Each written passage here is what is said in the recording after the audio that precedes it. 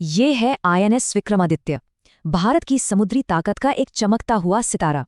लेकिन आज ये एक ऐसे दुराहे पर खड़ा है जहां से इसका भविष्य तय होना है। चलिए समझते हैं कि ये अरबों डॉलर की दुविधा आखिर है क्या। सोचिए जरा, ये कोई काल्पनिक सवाल नहीं है। ये वो हकीकत है जिसका सामना आज भारतीय नौसेना कर रही है और दांव पर बहुत कुछ लगा है। ये है वो साल जब भारत के सबसे बड़े और शक्तिशाली एयरक्राफ्ट कैरियर आईएनएस विक्रमादित्य को रिटायर किया जा सकता है। जी हाँ, वक्त तेजी से बीत रहा है और एक बहुत बड़े फैसले की घड़ी नजदीक आ रही है। बिल्कुल, 2035 में एक बहुत बड़ा ऑडिट होगा जो ये तय करेगा कि क्या ये जहाज अगले 15 साल और देश की सेवा कर सकता है या फिर ये इसके शानदार सफर का अंत होगा। तो चलिए इस कहानी की गहराई में उतरते हैं। विक्रमादित्य की आज की कहानी को समझने के लिए हमें इसके अतीत में झांकना होगा, उस दौर में जब ये एक अलग झंडे के नीचे समंदर पर राज करता था। तो देखिए, इसकी कहानी शुरू होती है 1979 में यूक्रेन से, जहां इसकी नींव बाकू के नाम से रखी गई थी। 1987 आते आते ये सोवियत नौसेना का गौरव एडमिरल गोर्शकोव बन चुका था। लेकिन सोवियत संघ के टूटने के बाद 1996 में इसे डीकमीशन यानी सेवा मुक्त कर दिया गया और फिर 2013 में इसका एक शानदार पुनर्जन्म हुआ, भारतीय नौसेना के आईएनएस विक्रमादित्य के रूप में। और ये कोई मामूली बदलाव नहीं था। भारत ने इस पुराने जहाज को एक मॉडर्न फाइटिंग मशीन में बदलने के लिए 2.35 अरब डॉलर का भारी भरकम निवेश किया। ये एक ऐसी डील थी जिसमें बहुत देरी हुई, लागत भी बढ़ी, लेकिन आखिरकार भारत को अपनी समुद्री महत्वाकांक्षाओं को पंख देने के लिए एक शक्तिशाली कैरियर मिल ही गया। अब इस स्लाइड पर जो आप देख रहे हैं वो सच में बहुत दिलचस्प है। इस जहाज का सिर्फ नाम नहीं बदला, इसका तो पूरा कायापलट हो गया। पहले ये एक सोवियत एविएशन क्रूजर था जो खतरनाक मिसाइलों से लैस था, और अब ये एक आधुनिक स्टो बार एयरक्राफ्ट कैरियर है। स्टो बार यानी short take off but arrested recovery. इसे खास तौर पर MiG-29 के जैसे फाइटर जेट्स को ऑपरेट करने के लिए बनाया गया है। वाकई एक अविश्वसनीय बदलाव। भारतीय नौसेना का हिस्सा बनने के बाद विक्रमादित्य ने बहुत जल्दी ही खुद को समंदर के एक बेखौफ रक्षक के तौर पर साबित कर दिया। जरा सोचिए, सिर्फ एक दशक से कुछ ज्यादा समय में इस कैरियर ने 1 लाख नॉटिकल माइल्स से भी ज्यादा की दूरी तय की है।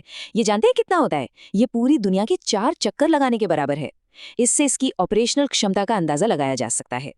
MiG-29 के फाइटर जेट्स को ऑपरेट करने से लेकर मालाबार जैसी बड़ी नेवल एक्सरसाइज में फ्लैगशिप की भूमिका निभाने तक विक्रमादित्य हमेशा एक्शन के सेंटर में रहा है।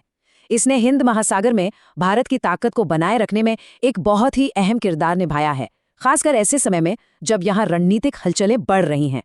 लेकिन कहते हैं ना, हर बड़ी कहानी में एक चुनौती भी होती है, और विक्रमादित्य के लिए ये चुनौती उसके स्टील के ढांचे यानी उसके दिल में ही छिपी है। जैसा कि एक नौसेना सूत्र ने बताया, भले ही इस जहाज को बड़े पैमाने पर रिफिट किया गया हो, लेकिन इसका जो मूल ढांचा है, जिसे हल कहते हैं, वो अब भी सोवियत काल का है। और भारत के गर्म नमकीन समुद्री पानी में इस पर थकान यानी मेटल फिटीग और जंग लगने का खतरा बहुत ज्यादा है। यही सबसे बड़ी चिंता की वजह है। तो फिर इसका हल क्या है? एक ऑप्शन है मिड लाइफ अपग्रेड यानी MLU। ये एक तरह का बड़ा ऑपरेशन होता है जो जहाज को नई तकनीक और नई ताकत देकर उसकी जिंदगी को कई साल आगे बढ़ा सकता है, शायद 2052 तक। एक MLU विक्रमादित्य को भविष्य की लड़ाइयों के लिए तैयार कर सकता है। इसमें भारत में बने एडवांस्ड रडार लगाए जा सकते हैं, फ्यूल बचाने के लिए नई इंजन टेक्नोलॉजी डाली जा सकती है, और आज के नए खतरों से निपटने के लिए आधुनिक हथियार भी शामिल किए जा सकते हैं। पर यहाँ एक बहुत बड़ी मुश्किल है, और वो है पैसा। और जब बात अरबों डॉलर के जंगी जहाज़ों की हो तो गणित बहुत बेरहम हो जाता है। देखिए, 2025 में सिर्फ एक नॉर्मल रिफिट का अनुमानित खर्चा ही 1207 करोड़ रुपए से ज्यादा का है, और ये तो सिर्फ बेसिक सेंसर्स और सिस्टम्स के लिए है। अब इसकी तुलना कीजिए आईएनएस विक्रांत जैसे एक नए भारत में बने एयरक्राफ्ट कैरियर की लागत से, जो है लगभग 20,000 करोड़ रुपए। साफ है कि एक पूरा मिड लाइफ अपग्रेड कराने का खर्चा एक नया कैरियर बनाने के खर्चे के बहुत करीब पहुंच सकता है। तो अब हम पहुंचते हैं उस आखिरी और सबसे बड़े सवाल पर। भारतीय नौसेना आज एक ऐसे रणनीतिक चौराहे पर खड़ी है जहां से 2 रास्ते जाते हैं। देखिए, एक तरफ विक्रमादित्य को अपग्रेड करना शायद तेजी से हो जाएगा और सस्ता भी पड़ेगा, और ये नौसेना को एक कैरियर गैप से बचाएगा, मतलब वो समय जब एक कैरियर रिटायर हो जाए और दूसरा तैयार ना हो। लेकिन इसमें उस पुराने सोवियत हल से जुड़ा जोखिम तो बना ही रहेगा। दूसरी तरफ एक नया कैरियर बनाना एक मॉडर्न और लंबे समय तक चलने वाला समाधान है, लेकिन इसमें पैसा और वक्त दोनों बहुत ज़्यादा लगेंगे, जिससे एक कैपेबिलिटी गैप पैदा हो सकता है। तो आखिर में सवाल यही है, एक 50 साल पुराने हल पर भरोसा करना ज़्यादा बड़ा जोखिम है या फिर कुछ सालों के लिए एक बहुत ज़रूरी सैन्य क्षमता के बिना रहना? इस एक सवाल का जवाब ही आने वाले दशकों के लिए हिंद महासागर में भारत की तकदीर तय करेगा।